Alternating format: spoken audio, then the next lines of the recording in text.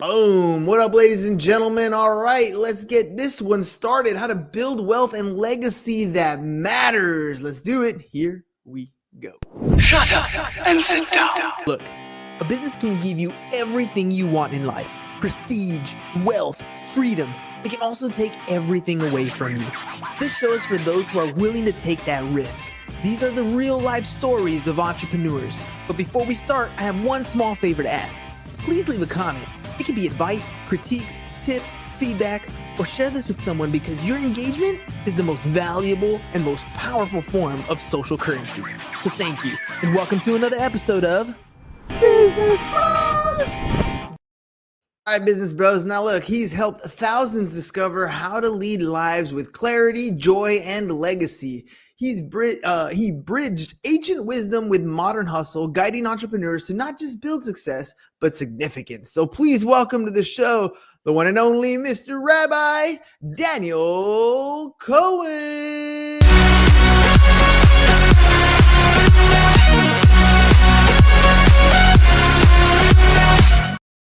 All right, Rabbi Cohen, welcome to the show. Thank you so much for having me. Great intro. Always a pleasure. Thank you. All right, let's get into this. So many different people come from so many different walks of life. Give me a little bit of background and why you got into this space. So I'm actually born and bred in Atlanta, and grew up with parents who were deeply devoted not only to their faith, but having a sense of mission, really appreciating the value of life. I'm the oldest of six. And I had, I would say, unfortunately, a tragic incident early in my life. My mom passed away from a brain aneurysm when she was 44 years old. And my life changed in an instant. And then when I turned to the same age as my mom, I began asking my question much more deeply. Am I doing the best that I can with the life that God has given me to lead a life of legacy? And as a rabbi, I also grapple with that. Many times I'll see people in moments of crisis. They'll get serious, but oftentimes after they, thank God, recover, they go back to life as usual. And I really try to inspire people not to lead life as a highlight film from crisis to crisis, but how do we tap into the highest frequency of living to lead our lives now for how we want to be remembered? How do you kind of separate the two? Being a rabbi, but then also helping people kind of craft a completely different type of legacy. How do you kind of correlate the two? So I would say every one of us has a honing device inside. Everybody wants to matter. They want to make a difference in the world. You know, a rabbi is not who I am, it's what I do. But I recognize that we're all created in God's image. We each have something inside of us that says, I want deep relationships. I want to lead a life where I'm not making decisions based upon pressure, but on principle. I want to reach out to people not only in a transactional way, but I want to anticipate acts of kindness. And whether you're a business person, a rabbi, you're a student, we all want really to lead an authentic life. And I try to help people be mindful of that, again, not only when they're sitting on their deathbed, God forbid, or when they're sitting in a hospital, but how do I stay true to those values that are not what the world tells me I should be, but really what God wants me to be. And that's what I would say, what we all want to do, but we have so many distractions. So as a rabbi, I've learned ways, and just really through my own life experience, to help people clear out the distractions to tap into what really matters in life. So if you're helping people create different types of legacy, what does it actually look like for an entrepreneur today? Part of it is what you kind of described, the actual, I feel, the real meanings of life. But then again, there's also the entrepreneurial side. How do you help people do that? So I would say one of the main things, when I ask people, for example, how do you want to be remembered? If you had 5 words that you think you want to be remembered by, they really come down to values that are, I would say, eternal and not transient. So I'll give you an example. Somebody who's an entrepreneur, obviously they want to be financially successful. But in my mind, Warren Buffett said it takes 20 years to build a reputation. It takes 5 minutes to destroy a reputation. Mm. And at the end of the day, if you're an entrepreneur, your name is more important than all the wealth in the world. So when you think about that, you realize that to really be successful is not about cutting corners, but it's about doing the right thing. And I'll get to where I need to go, but I need to make sure that all along the way, I'm making decisions that are truly reflective of the kind of person I want to be. And I've found in my life, it's interesting. I have a fellow who's a very wealthy man. He runs a real estate business for many years. And one of his young entrepreneurs said to him, I was able to create this arrangement where we had this huge profit from this guy. And the owner of the business said, go back to the person and give in a little bit, because I want that person to feel that he won in the negotiations too. It's not all about your financial success. It's about building a relationship of trust. And the person said to me that that person has been his customer now for over 20 years, because he wasn't thinking of short-term gain. He was thinking of long-term impact in relationships. Now, that's not always easy to do when an entrepreneur is barely getting started. Oftentimes, they're kind of scraping at the barrel to try to make ends meet. How do you guide them to find purpose along the way, especially early on when things are tough? Later on, once you have bigger deals or you're closing stuff, I think it feels a lot easier. And yet, sometimes it's during those struggle times that you really build that character, right?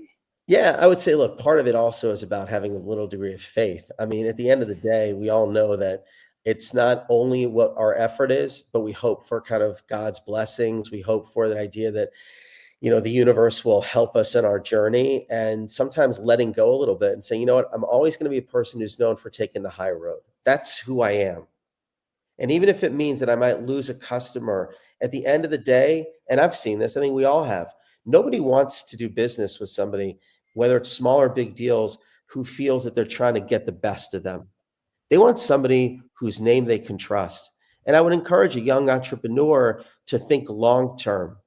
As somebody says, it's not short term greedy. It's about being long term in terms of relationships. Businesses thrive and die on relationships. And that's where your decisions have to emanate from, not from the short term gain. And yes, it's hard, but the truth is, having a strong mentor in your life when you're a young entrepreneur will help you see the big picture and kind of give you a sense that they'll be with you on the journey. And maybe we'll help you on the journey so that you can maintain your reputation as you continue to grow.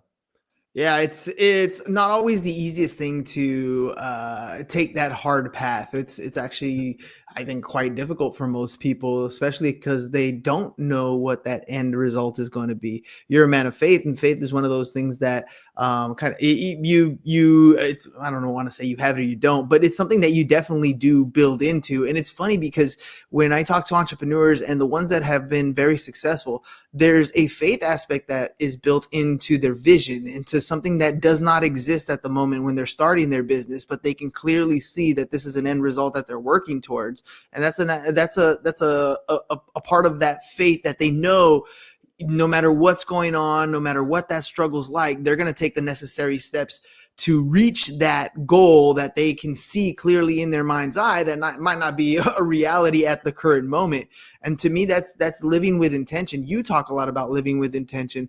What does that look like practically for someone who's building a business? I would say practically it means the following, that I try to lead my life and hopefully inspire others that anytime somebody enters into my orbit, I want them to leave my orbit feeling better about themselves than before they enter that orbit.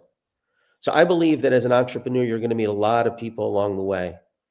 But if your mindset and your intention is, I'm here just to lift that person up, I'm here to help you, I'm not looking here for you to help me, you'll find that your business will thrive because people will be attracted to really your optimistic, gracious, kind vision.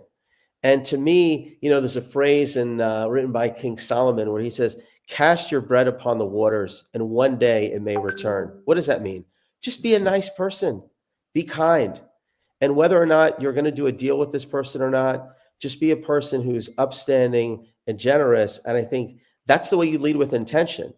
You ask yourself every day, how am I going to make sure that that person leaves a little more uplifted than when they entered my life? I'll give you an example of this. I like to call it in my book where I talk about legacy, the Elijah moment, which basically means any moment, any time, you may not be able to change the world, but you could change the world of one person.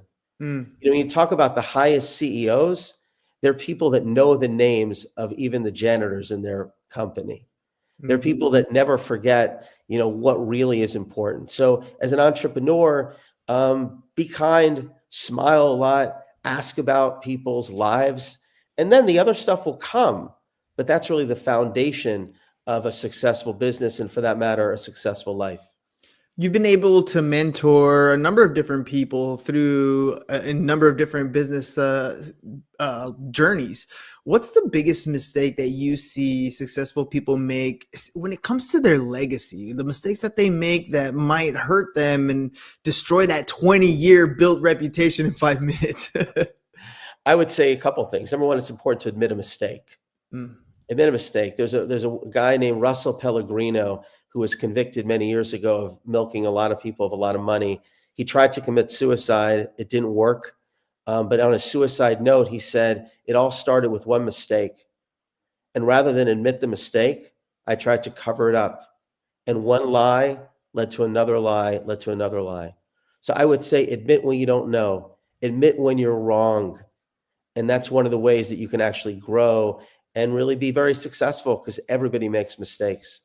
Another hazard I see is that people don't spend enough time thinking about the priorities of family. It's a little proverbial, but at the end of the day, nobody has on their tombstone, I was a successful businessman. They talk about I was a good father, I was a good husband, I was a good friend.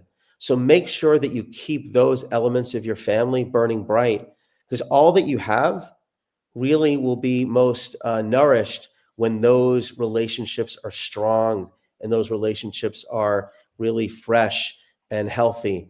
So I would say that's really important. Make sure that you don't take work home if you can. Take a Sabbath. You don't have to be Jewish. Take time off. Take walks. Put your phone at home. Take a walk with somebody that you love, and make sure that relationship is strong, and everything else will flow from there.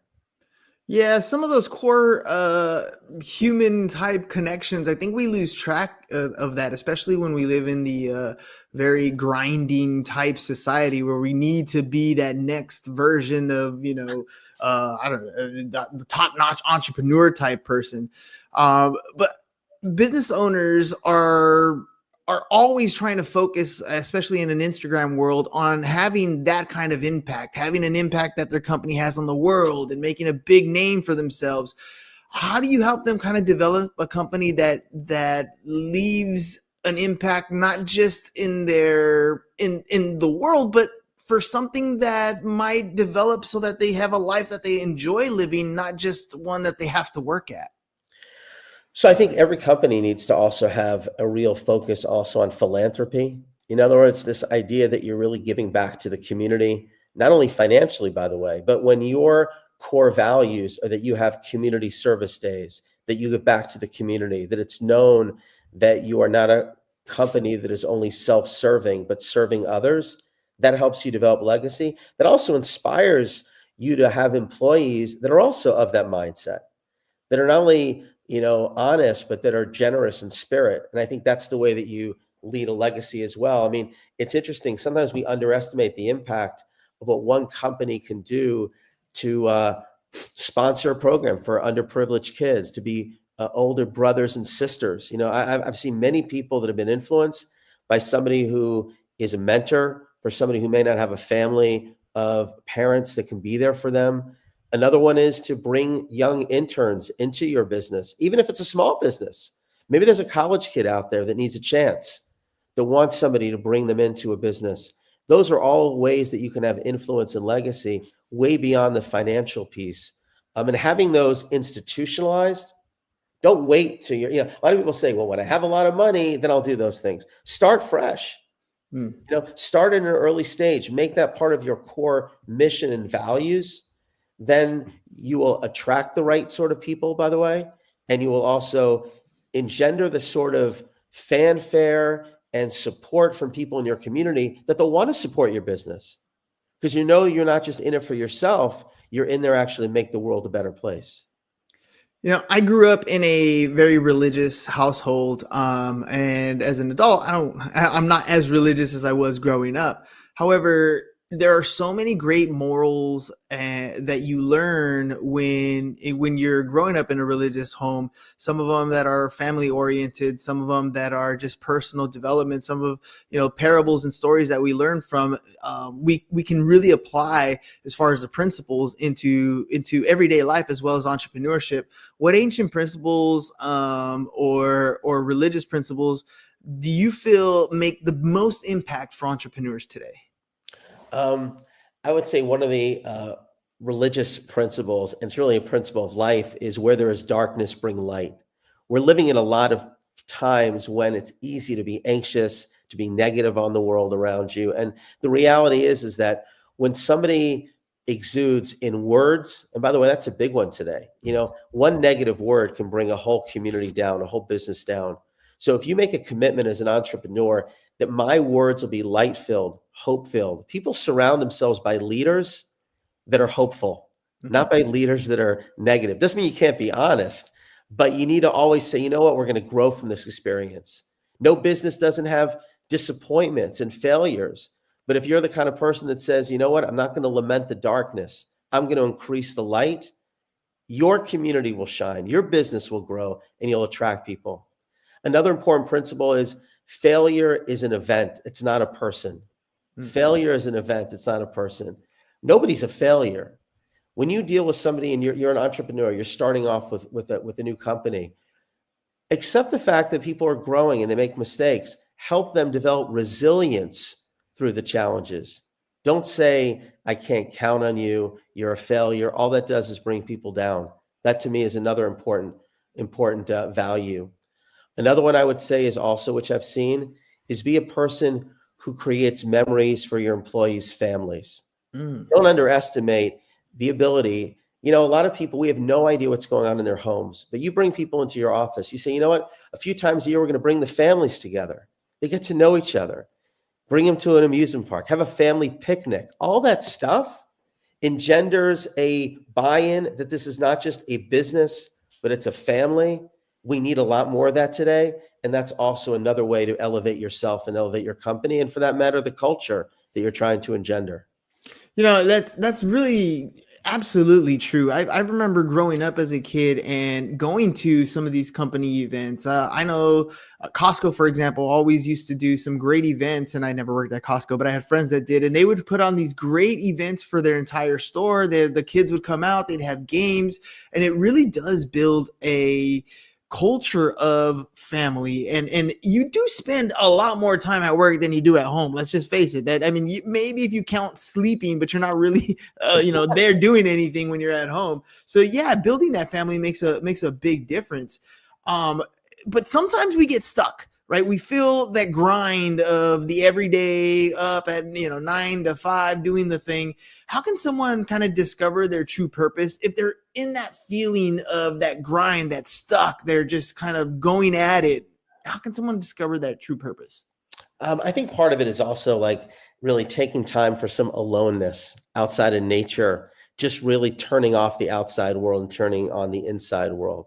I think sometimes, I heard a story actually that I think about a lot. It was about a 94-year-old man during COVID from Italy who was on a ventilator, and he, thank God, recovered. But on his way out of the hospital, they gave him a bill for a ventilator for one day, and he began to cry.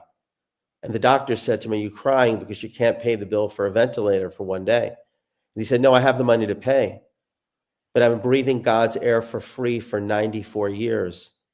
And now I know how much one day's breath is worth." So take stock of the gift of every morning when you wake up, that God is saying to you, today is a new day. I brought out the sun today. You have a gift to give the world. It's not always easy to let go, but I sometimes think that reframing every morning is a way to say, you know what, the more time that I spend thinking about what I can't do, I'm missing opportunities to make a difference in the world that is literally right in front of me right now. And sometimes I think getting away from your phones, taking those walks, to me, I pray, asking for faith. I'll give you one suggestion I always tell people, which is a 3-minute approach. Even the busiest entrepreneurs have 3 minutes. 1 minute, pray to God for strength or whatever that is. I pray, I say, God, I say, those who have faith in God, their strength will be renewed. They will grow wings like eagles. Eagles don't run away from the storm. They harness the wind and they soar higher. The second minute every day is a minute of gratitude. Write down something that you're grateful for. And here's the key: don't repeat yourself.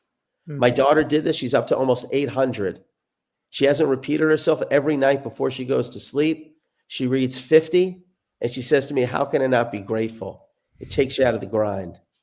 And the next minute is send a text or a phone call to somebody who you know needs a little bit of strength. And right at the beginning of the week, write down people that you've lost touch with, you want to say thank you to. I would say to everyone listening, if you do those 3 minutes every day, 1 moment of prayer, 1 moment of gratitude, 1 moment of sending out some light of strength, you'll get out of your grind and you'll lead a much higher life. It's funny though, those types of activities not only give you the ability to live a higher life where you're a happier individual, you're making more connections with your relationships, they're becoming deeper, but they have that secondary effect that we call follow-up and prospecting that kind of end up happening at the same time. You're taking those couple minutes there to interact with people. You're building some of these memory moments and some of these relationships. And in life, as you know, as a father, in a family growing up, there's always memories that you go to make, whether it's you go on a camping trip or you plan a family something. You're always trying to make those lasting memories. For a business, how do you make legacy moments? How can an entrepreneur start creating those right away? We know how to do them for a family. How do we start creating legacy moments for our business? So it's a great point. You know, Dr. Seuss, a great philosopher, said, you never know the value of a moment until it becomes a memory. So I said, when you're an entrepreneur and you begin to know like what makes somebody tick, that's where listening is really important as an entrepreneur. When you take somebody out for coffee or get a meal, find out what their passions are, find out about their family, find out when their birthday is, their anniversary is, you know, and then you go out of your way to make their day. You know, oh my God, he remembered me, or he gave me tickets to this, or we're going to go on a rafting trip, whatever it is. The more you know about somebody, the more you're able, I would say, to get into their life a little bit and create those legacy moments for them. The truth is, I mean, even something as simple as Mother's Day or Father's Day, or, you know, some way again to go the extra mile for us. And I think this is an important idea. For us, it may only take a minute or 2 or 5 minutes to find that way to make their day. But for the recipient, it's their whole day. Like I find as a rabbi, and this doesn't apply to rabbi, that if I spend a few minutes and call and check in on somebody, it took me 4 minutes to do. But people say to me, Rabbi, you made my day. You mattered. The fact that you took a few moments just to call. And I would say even calling these days is more important than texting. How many people pick up the phone today? Or as an entrepreneur, make a commitment to do handwritten notes after you talk. Nobody gets a handwritten note today, but they'll never forget it because you now become a rarity.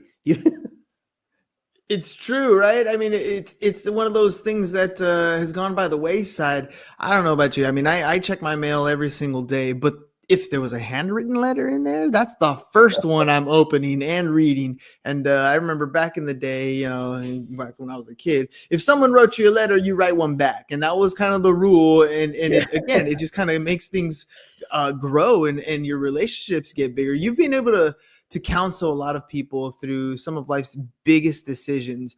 And I know that it doesn't matter what we decide to do. At some point, when we make a decision in our minds, something has to shift for us to actually say, okay, I want to make that change. And then we start making the necessary changes.